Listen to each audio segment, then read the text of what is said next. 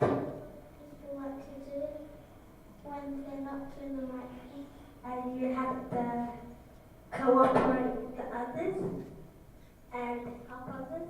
Sharing and caring and helping other people. Someone next to you is talking. You just say, tap them on the shoulder and say shush. Telling people what to do if it's not good. You're responsible for the other people when if they be naughty, you ask them to stop. It means that you say stop to people you see being naughty, and you tell a teacher or whoever is supervising you, telling the person to do the right thing, telling someone to be quiet, to care about each other. Something like you tap when the teacher's speaking, you tap them on the shoulder and just to be quiet because the teacher's speaking.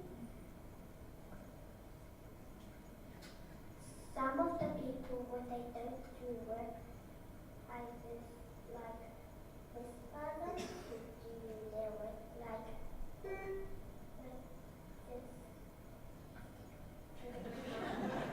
do your work. I am being responsible for everyone. Sorry, Jill. Does he keep going? No, that's it. I think everyone is. Yep, now. So, now what? We can't wait to move into our wonderful new facilities. We can't wait, and they're not too far away. And as Vivian said, they are going to be these wonderful new learning spaces that are going to be open. So hopefully what we've done for our kids on both campuses is set a fairly strong foundation in the way we want to be treated and the way that they need to be looked after when they come to school and what their responsibilities and rights look like. We're going to, like many of us here today, continue to work on the visual cues that our kids need and hopefully have them somewhere outside in our new area. We're going to also continue the work on communal development. I think that's something, or communal responsibility, that some of our kids have a bit of trouble sort of grasping what that actually means, and it's gorgeous to see the little ones being able to say shush and all that sort of stuff. When it gets up into the grade 5, 6 area, it's not quite so accepting at this point, and there's the peer relationship and stuff that goes on at that level. So it's a different conversation that we need to have with kids, and I think we all identify that. And we'll no doubt, like everything else, because we are only 18 weeks old, we will be revisiting our structures and processes for developmental management, and they will be just as successful as everything else that we intend to do. So thanks very much. Okay, I'd like to thank you for bringing or emphasising, I guess, the communal responsibility aspect, because that's the one I'm really curious about. I wonder what will happen. I mean, I've only ever tried this in a year 8 and a year 10, and you break in to someone's developmental sequence and say, now I want you to rethink everything you've understood about schooling. You know, schooling used to be where teachers were responsible for you and you really didn't have any responsibilities other than do what you're told.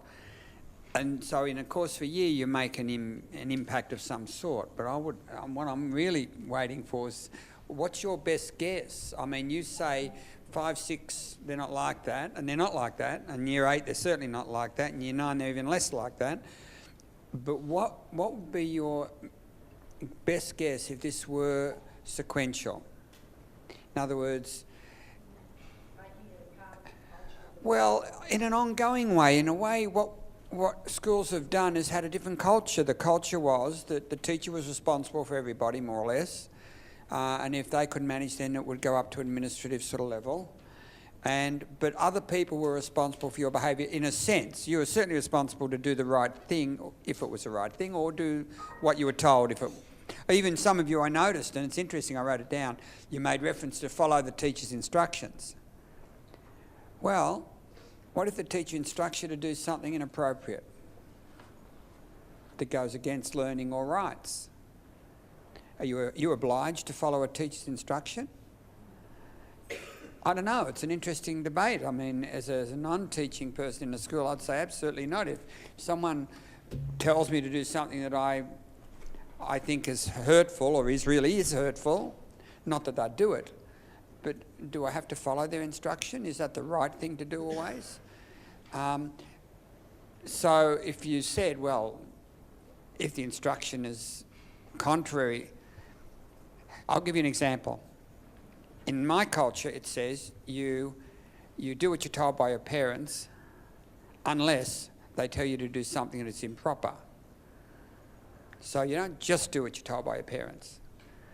So it would be interesting to say, you know, could you imagine a group of children who by year 5 or 6 would say, well, you know, I shouldn't have to follow the teacher's instructions unless they are respectful of rights and they are respectful of learning.